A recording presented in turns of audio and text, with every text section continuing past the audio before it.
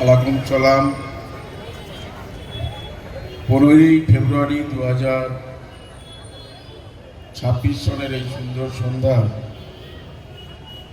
বদরতলার যে bus stand, সেই বাস স্ট্যান্ডে 12 নম্বর রুটের যারা অনার্স আছে তাদের নিয়ে আজকের এখানে যোগদান শিবির, এবং তার সাথে সাথে বিভিন্ন যারা দল করতেন, সিপিএম অন্যান্য দল, সেখান থেকে আজকের আমাদের এখানে যোগদান করতে এসছেন।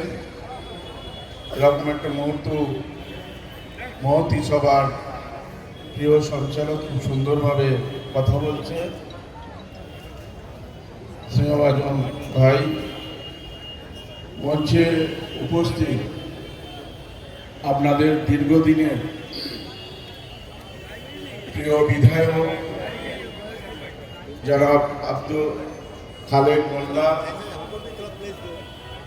এখানে উপস্থিত তারিক রহমান ভাই আছেন, বাচ্চু ভাই আছেন, আমাদের এখানে ফারিদা পারভিন আমাদের কাউন্সিলর আছেন, পূর্বাশা নস্কর কাউন্সিলর আছেন, শামীম আনসারি আছেন, কিয়ামউদ্দিন আনসারি আছেন, তাবরেজ ভাই, খুরশিদ ভাই সহ আরো অনেক নেতৃত্ববৃন্দ আছে উপস্থিত। আমার বয়োজ্যেষ্ঠ যারা গুরুজনেরা, মা ভাই বোনেরা, সমবয়সী বন্ধুরা, এতত অঞ্চলের ব্যবসায়ীবৃন্দ, এতত অঞ্চলের শুভবুদ্ধি সম্পন্ন মানুষজনকে মামাটি মানুষের সরকারের পক্ষ থেকে, মমতা বন্দ্যোপাধ্যায়ের পক্ষ থেকে, সাংসদ অভিষেক বন্দ্যোপাধ্যায়ের পক্ষ থেকে, আমার পক্ষ থেকে শুভেচ্ছা, অভিনন্দন, নমস্কার এবং সালাম জানাই।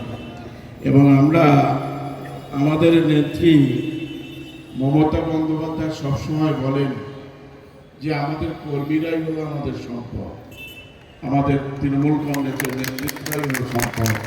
আজকের এই কর্মীরা যদি আমাদের এখানে আসতেন তাহলে আমরা স্টেজে শুধু থাকতাম, মাঠটা ফাঁকা থাকতো।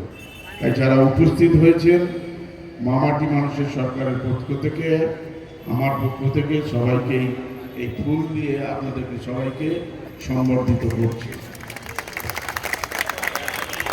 A big round of applause for the one and only Dilip Sahib के लिए। আমরা তৃণমূল কংগ্রেস, আমরা যে আদর্শটাকে বিশ্বাস করি, কর্মই ধর্ম, সেবাই পরম ধর্ম, উন্নয়ন, মানুষ হইয়া জন্ম লভিনু, মানুষের জন্য পরিণাম। সেখানেই বলা হয়েছে কর্মটাই আপনার ধর্ম, সেবাটাই আপনার পরম ধর্ম, উন্নয়নটা আপনার পরিচিত।